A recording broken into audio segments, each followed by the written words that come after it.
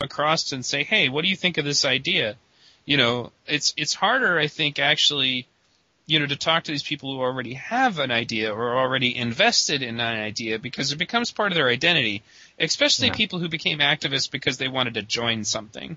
You know, that's the people in particular. Like, when I joined the Libertarian Party, I did so because my friend, Senator Mike Gravel, said, hey, you got me into this party. Now I need you to come help me in my campaign. And I was like, all right, I'll go. You know, and then, but I was also totally willing just to step out of it as soon as it was clear it was not my thing.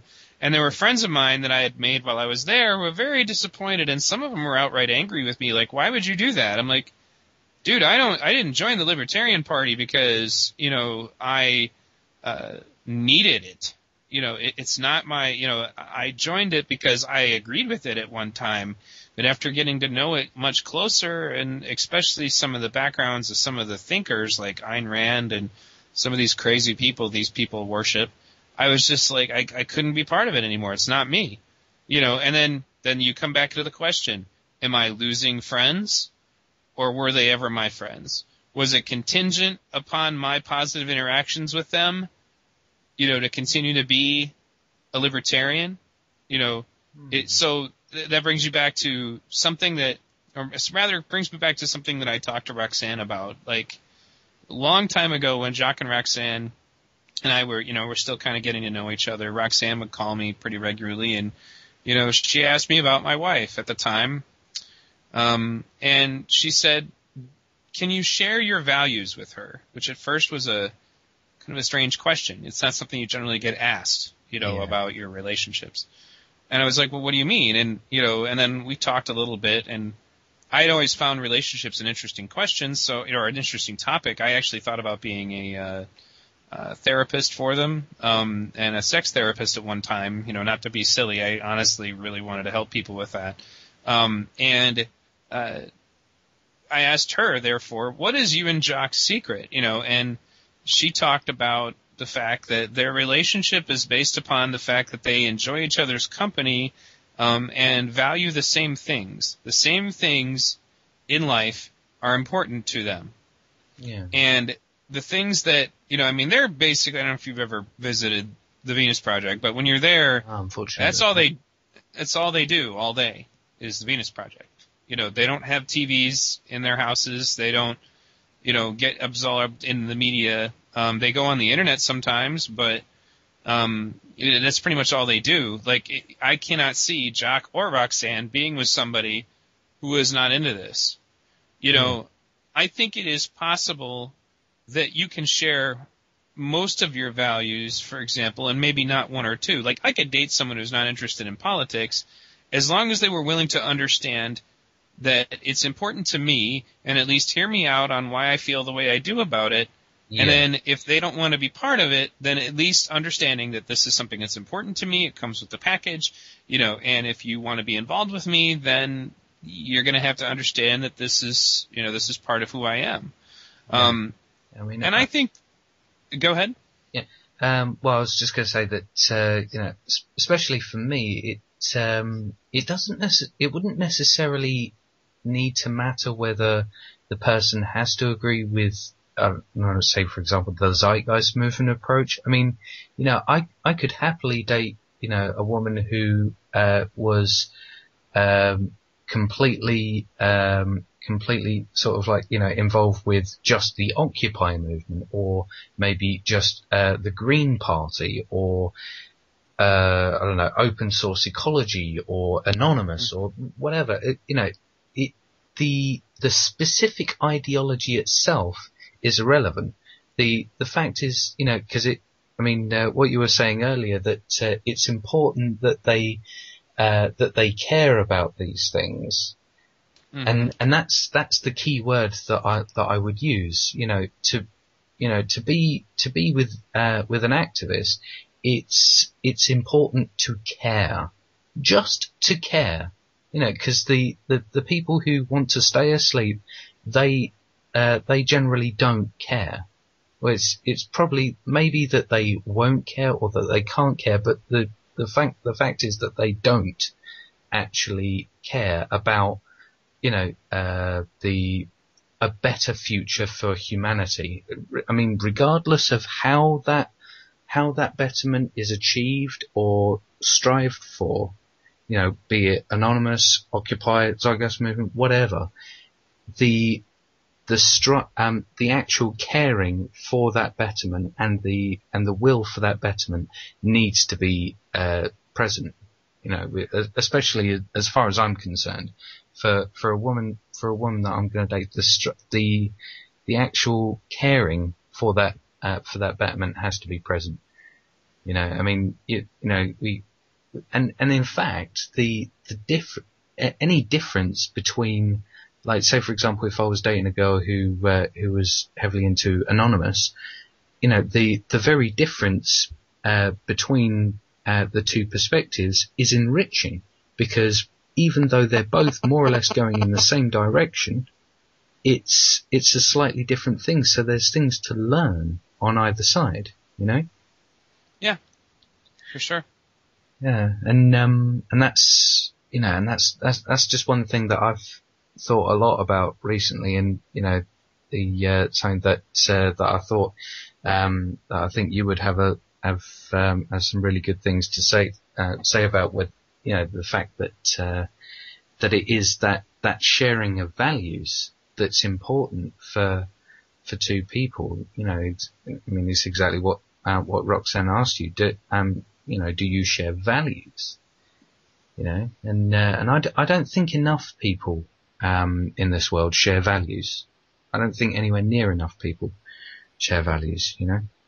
No, for sure, and it's not really considered to be as important as it really is, especially not for relationships. I think that especially in our culture, we have a tendency to look for someone we find physically attractive and then try to just cram the rest of who they are into our lives. Yeah. And then months down the line, as your ability to delude yourself into thinking that this person is totally compatible with you begins to dissolve, then you get mad at them because it's clearly their fault for not being who you pretended they were from the get-go. You're absolutely right. I think you're absolutely right there. I think, because the thing is, I think that sums up a hell of a lot of relationships. A hell of a lot. Because, it is a delusion. Because the thing is, I mean, one of the kudos that I would actually give to one of my ex-girlfriends is that there was a really insightful thing that she said to me when we were more or less like in the process of breaking up. She said, "Are you actually in love with me, or are you in love with the idea of being with me?" And that really stumped me, because I didn't know. This was like 4 or 5 years ago or something. But that really stumped me, because I couldn't answer the question. I mean, because I think all my life I've been, trying to find someone who, would suit me. But I've never been looking at it in terms of the fact that I would have to suit them as well. Yeah. The fact that there has to be that mutuality, but because of the change in values that I myself have had because of encountering, the TZM train of thought, it's sort of set the boundaries, as it were. I mean, would you agree that encountering this train of thought has set a few boundaries, that there are some things that you will tolerate and some things you won't? Yeah. And I'm sure that could come into the play. I mean, obviously, if I'm trying to think of a couple of examples, like cruelty towards animals is something I'm really not tolerant of, and some of those ways are kind of game breaking. Like if I caught somebody doing something like that, I wouldn't be okay with it. It has also changed, and this is another reason why it can be so complicated. It has definitely changed my viewpoint on child rearing and how to raise children. And what kind of stuff children get exposed to, which inevitably will be very important to me, if I'm ever in a position where someone's going to be my children's stepmom, or if I'm going to be their children's stepdad. My whole attitude about that sort of thing changed. I have a rule in my house, and I think you've already heard about it. No advertising in front of the children, ever. They don't watch commercials, period. I'm not flexible about that at all, and it works. It really works. You can very much tell the difference between my children's values and the values of children that have been exposed to, too much advertising. And to me, well, any advertising is too much, but you know what I'm saying, though. Yeah, there's. I've just remembered there was a thing on one of your earlier radio shows quite a while ago that you remarked that your kids, when you if you drive, if you were to go past McDonald's or something like that, your kids wouldn't jump up and down and scream, "Oh, can I have that? Can I have that?" They don't do that, because they're not subjected to that advertising.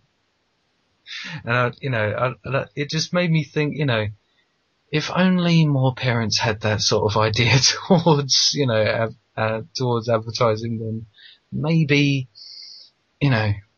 we would actually have, more balanced children in this world. Yeah, for sure. But I'm afraid that we've actually come to the end of this podcast. I'm afraid, Neil. So at this point, I'll just like to thank you for coming on again. It was brilliant having you on. Really sucks that we've had to run out of time.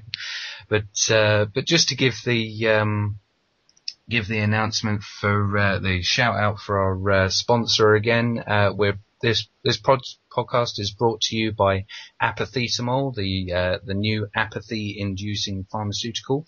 So just for those of you who, maybe if you listen to this podcast and feel the need to, not care about anything that we've said, then contact your doctor about Apathetamol. But that's that out of the way. But anyway, thank you for coming on again, Neil. It was great having you on. And, if you want, you're very, very welcome to come on to as many more future podcasts as you like. Well, thank you. And obviously you can come on mine at some point too, now that I've started doing it again. So. All right. That's cool. Well, let me know, which topics you're gonna cover, and I'll let you know which ones I'll be better suited for. But just for the audience, do you want to give any shout outs for any websites or anything that you want the audience please. to know about? Check out my website, v-radio.org. And in the links section, there's a lot more, other websites and different, podcasters and stuff that I think people should check out. So, that would basically be it. Fantastic. Okay, well, thank you very much for coming on again, Neil. And as for the next show, the brilliant and beautiful Brandy Hume should be returning, so that'll be cool. Thank you all for everyone listening to this for listening. So it's goodbye from me, and say goodbye, Neil. All right, say goodbye. Later.